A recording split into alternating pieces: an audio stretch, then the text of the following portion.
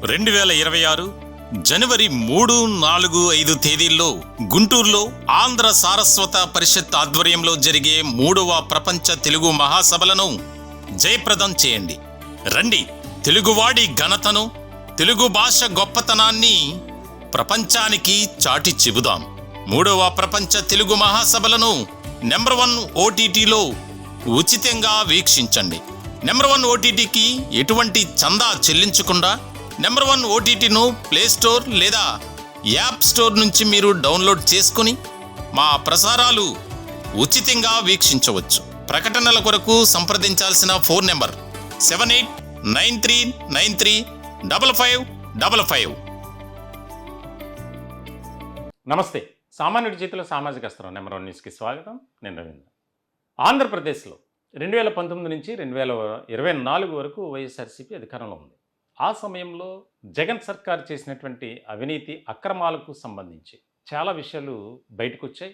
కొన్ని అయితే విచారణ దశలో ఉన్నాయి, మరికొన్ని దానికి సంబంధించి అరెస్టుల పరంపర అనేది కొనసాగుతూ వస్తుంది. దానిలో ముఖ్యమైనది తిరుమల తిరుపతి దేవస్థానానికి సంబంధించినటువంటి ఆ యొక్క లడ్డు ప్రసాదం తయారు చేసేదానికి సప్లై చేసేటువంటి నెయ్యి, కల్తీ నెయ్యి.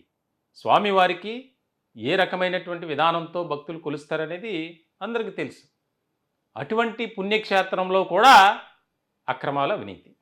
దానికి ముఖ్యమైనటువంటి కారకులు ఎవరయ్యా అంటే అప్పటి టీటీడీ ఈవో వైవి సుబ్బారెడ్డి.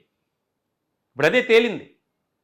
ఈ వ్యవహారంలో వైవి సుబ్బారెడ్డి పిఏ ఎవరైతే ఉన్నారో చిన్నప్పన్న, అతను ఇచ్చినటువంటి కీలకమైనటువంటి ఇన్ఫర్మేషన్, ఆ సమాచారం అలాగే ఆధారాలతోనే వైవి సుబ్బారెడ్డిని హైదరాబాదులో విచారించినటువంటి సందర్భంలో అతని ఇంట్లో కొన్ని కీలకమైనటువంటి డాక్యుమెంట్లు స్వాధీనం చేసుకున్నారు. ఇటువంటి తరుణంలో అప్రూవర్గా వైవి సుబ్బారెడ్డి పిఏ చిన్న అప్పన్న అనే చర్చ జరుగుతుంది ఇప్పుడు. ఎస్, వాస్తవమే. ఎందుకనంటే చిన్న అప్పన్న అనే వ్యక్తి 2019 వరకు ఒక సాధారణ ఉద్యోగి.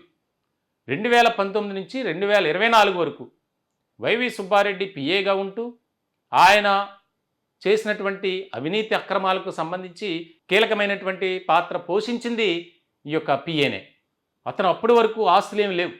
ఒక్కసారిగా అమాంతం పెరిగిపోయినాయి. ఎక్కడ పడితే అక్కడ భూములు కొనుగోలు చేశారు. విల్లాలు, వ్యవసాయ భూములు, కార్లు, ఇక చెప్పే పనే లేదు. బంగారం కూడా. వాటన్నింటినీ కొన్నింటిని స్వాధీనపరుచుకున్నారు. అతనిచ్చినటువంటి ఇన్ఫర్మేషన్తోనే వైవి సుబ్బారెడ్డి ఇప్పుడు ఆయన ఇరుక్కునే పరిస్థితి వచ్చింది. త్వరలోనే ఖచ్చితంగా వైవి సుబ్బారెడ్డిని ఈ కేసులో అరెస్టు చేయబోతున్నారు అనే చర్చ కూడా వినిపిస్తుంది. ఏదైతే సిట్ బృందం వైవి సుబ్బారెడ్డిని విచారించిందో కీలకమైనటువంటి అంశాలపై ప్రశ్నల వర్షం కురిపించింది. ఎందుకు మీరు మౌనం వహించారు? ఆ సమయంలో ఇదంతా జరుగుతుందని మీకు తెలిసినప్పటికీ నోరెందుకు మెదపలేదు?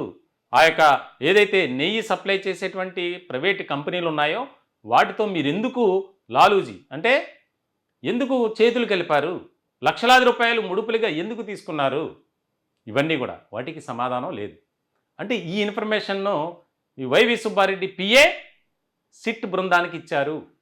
ఆయన అరెస్ట్ చేశారు, కస్టడీలోకి తీసుకున్నారు, కీలకమైనటువంటి అంశాలపై ప్రశ్నించారు. సిట్ బృందం దగ్గర ఉన్నటువంటి ముఖ్యమైనటువంటి ఆ యొక్క సమాచారం, ఆధారాలు, సాక్ష్యాలతో విచారించారు. ఇక తప్పించుకునే పరిస్థితి ఎక్కడ? లాక్ అయిపోయి ఉన్నారు. సో ఇటువంటి క్రమంలో అప్రూవర్గా వైవి సుబ్బారెడ్డి పిఏ మారడం అనేది ఇక్కడ కీలకమైనటువంటి అంశం. జరుగుతున్నటువంటి చర్చ అంటే ఒక్క వైవి సుబ్బారెడ్డి మాత్రమే ఈ కేసులో ఇన్వాల్వ్ అయ్యి లేరు. చాలామంది బయటకు వస్తారు. వాస్తవానికి తిరుమల తిరుపతి దేవస్థానంలో చోటు చేసుకున్నటువంటి అవినీతి అక్రమాలకు సంబంధించి జరిగినటువంటి పీరియడ్ ఏదైతే ఉందో ఆ సమయంలో ఈఓగా వ్యవహరించినటువంటి వ్యక్తి ఇప్పుడున్నటువంటి ఐఏఎస్ అనిల్ కుమార్ సింఘాల్. ఇప్పుడు కూడా ఆయనే ఉన్నారు. మరి ఆయనపై చర్యలు తీసుకోరా? ఇంకా ఇతర అధికార బృందం ఉంది.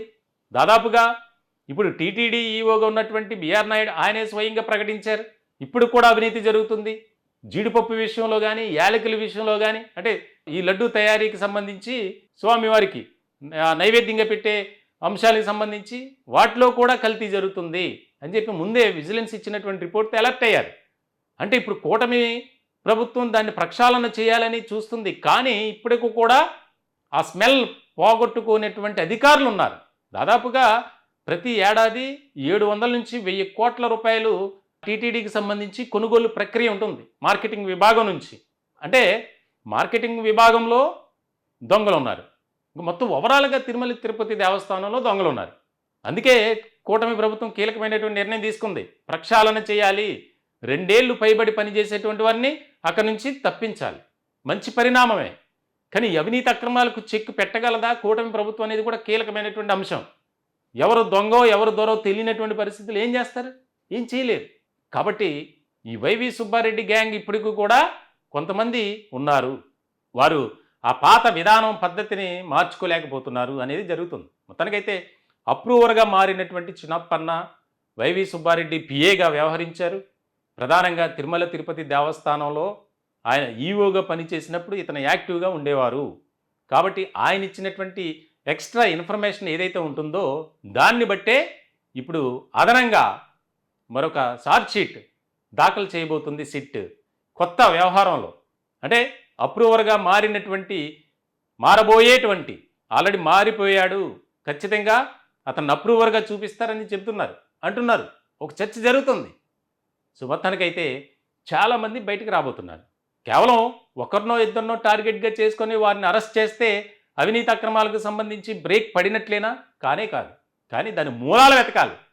ఎక్కడి నుంచి ఏం జరిగింది, ఎవరు సంతకాలు పెడితే ఇవన్నీ జరిగాయి, ఫైనాన్స్ డిపార్ట్మెంట్, మార్కెటింగ్ డిపార్ట్మెంట్, ముఖ్యమైనటువంటి అధికారులు, ఐఏఎస్ హోదాలో ఉన్నవారు, ఐపీఎస్ హోదాలో ఉన్నవారు అక్కడ పనిచేశారుగా, మరి వారి పాత్ర ఏం లేదా?